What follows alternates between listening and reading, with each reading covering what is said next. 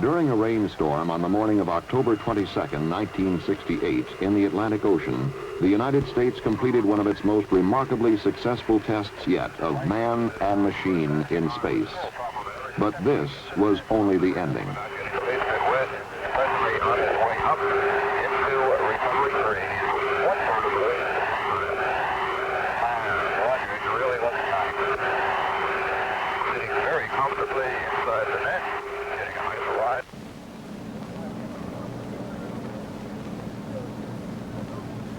It was on a clear morning almost 11 days earlier at the Kennedy Space Center's Launch Pad 34 in Florida that we witnessed the beginning of the first manned mission in the United States Apollo program to land astronauts on the moon.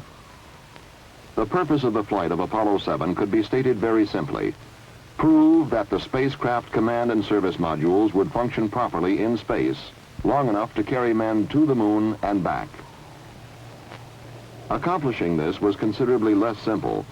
It meant showing that a brand new spacecraft, far more complicated than its predecessors, would operate so well it could be trusted to take men well beyond near-Earth orbit.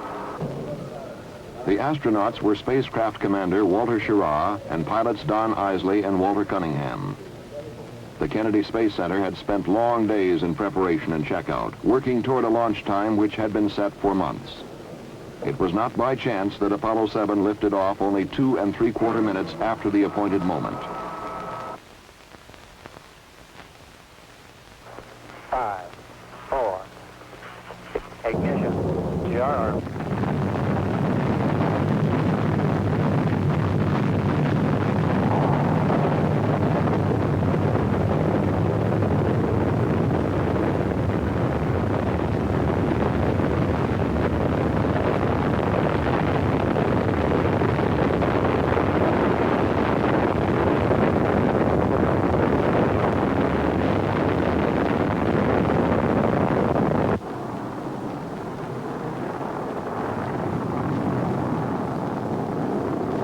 The Marshall Space Flight Center had spent years directing development and testing of the Saturn 1B launch vehicle, and it was not by chance that Apollo 7 was placed almost exactly on its planned trajectory into orbit about the Earth.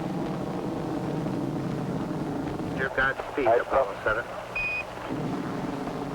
Thrust is okay. Roger thrust. Roll. Roger, roll. Very early in the flight, the general pattern of go for Apollo 7 was established in a conversation between the spacecraft and mission control at the Manned Spacecraft Center in Houston, Texas. Right on the old button.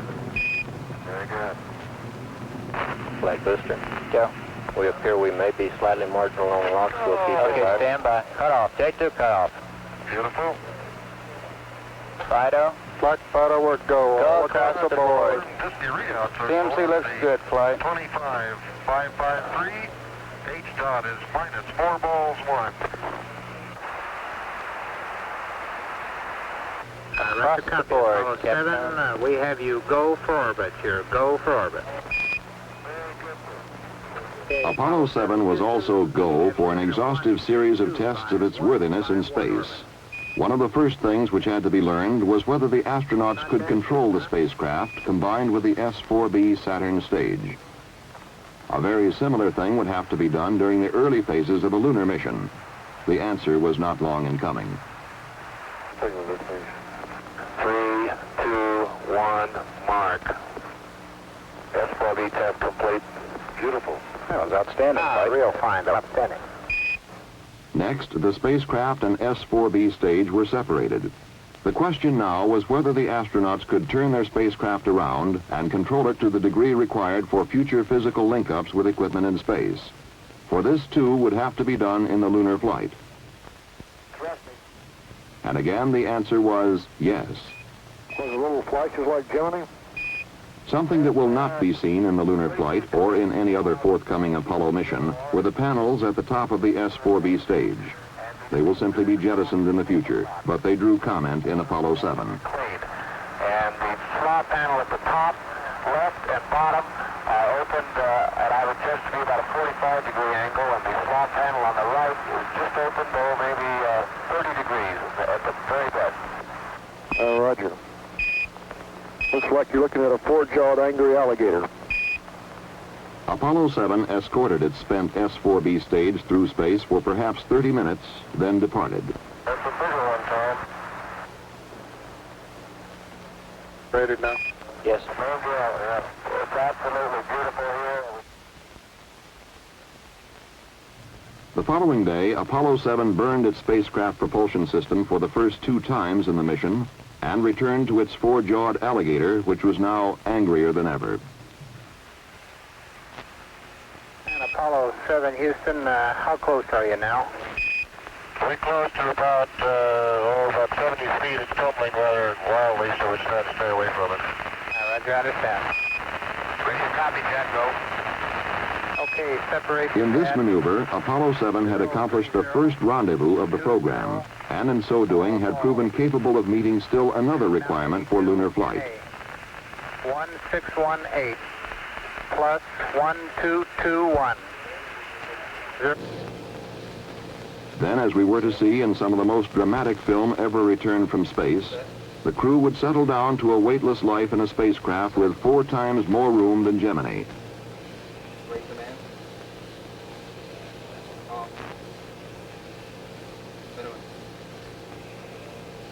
Low. Off. AC. There would be a host of other tests under a host of other conditions. The equipment and systems required to sustain men's lives, to guide and control and propel the spaceship, to provide electric power, to communicate with those on Earth, would time and again prove their mettle. The propulsion system, for example, was burned 8 times, and it behaved perfectly every time. Off, down and guard.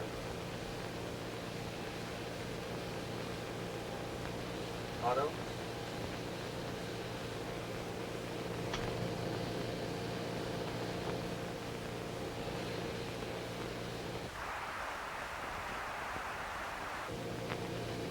The crew worked with a telescope and a sextant, taking landmark and star sightings for navigation, as will be required for lunar flight.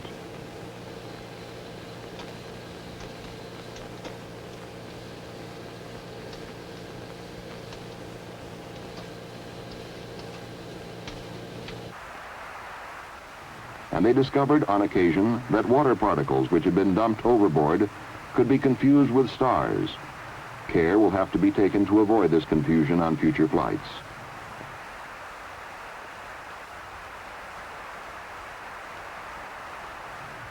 All in all, though, problems were minor and generally were readily overcome or solved.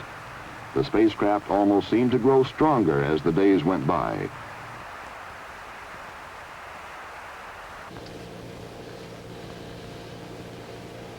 But Apollo 7 was as much a test of man as of machine, and human errors were not taken lightly. Apollo 7, Houston, we acknowledge the error on the ground here. Okay, I'd like to have the ground get to work and look at the sleep website. The error had led to an interruption of a sleep period for the astronauts, who were understandably irritated after days of hard work. It was imperative that this situation be remedied. I want the rest of these work crews worked out there. Apparently you can bring up burn 3. How about giving us a chance to get some sleep? Apollo 7, Houston, understand. There were also those problems to which man is susceptible but cannot control, like the common cold. Oh, very good. I got a couple small items for you. Wally took a couple ounces of Actifed. Wells took 1 Actifed only. He feels fine. He just got a little stuffy headphones. And I put some nose grease in mine because my nostrils are a little dry. Besides, it smells good.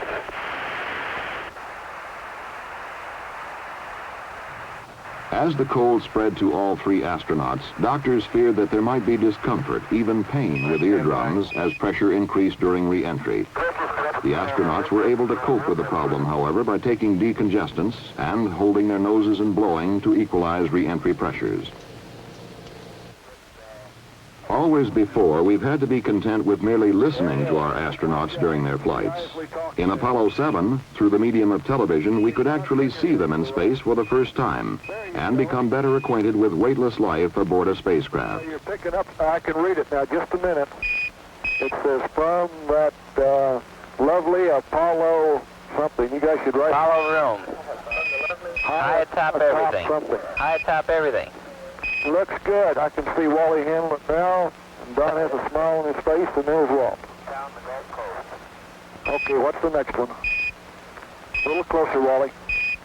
It says keep those cards coming. Cards and letters coming in. Coming in, folks. It's loud and clear. Roger. Good morning to everyone in television land.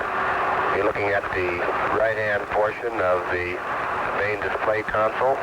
In the upper left-hand portion of your view, you would see the instrument that has to do with the cryogenics that are used to power the fuel cells and provide breathing oxygen to the spacecraft. And that's 310. As the flight of Apollo 7 proceeded day by day, confidence in men and equipment grew. The astronauts became accustomed to their home high atop everything.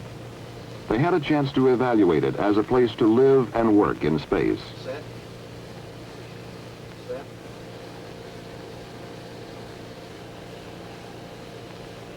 Is that all?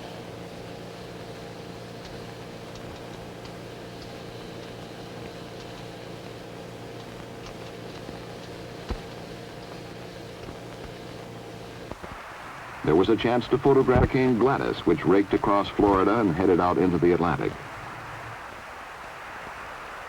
There was a chance to photograph areas of the Earth not previously pictured from space. For example, the coast of Chile and the Andes mountain range.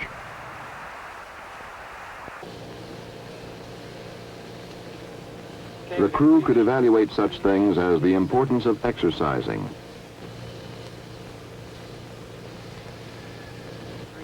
the quality of sleeping arrangements, the palatability of food, seemingly small items, but things of essential importance in a lunar mission. They even recorded the preparation of a drink for a meal.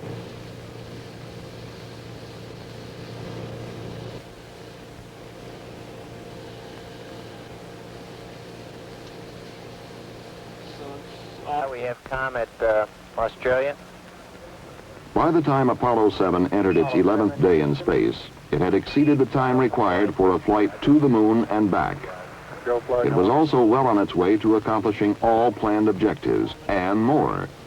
Apollo 7 was called 101% successful. On the morning of October 22nd, 1968, Apollo 7 began its final revolution, the 163rd.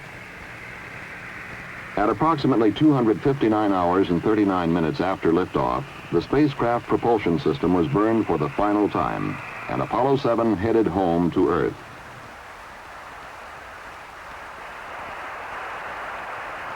From motion picture film recorded during an earlier unmanned Apollo mission, we get some idea what the trip back through the atmosphere was like.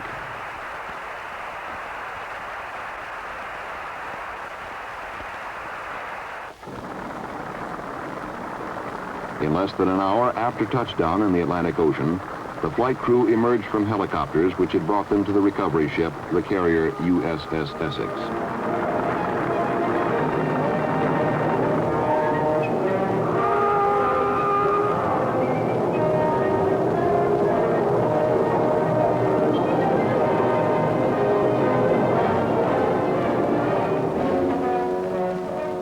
And the next manned Apollo flight can be undertaken with confidence that our brand new spacecraft is, as Commander Walter Schirra reported, a magnificent flying machine.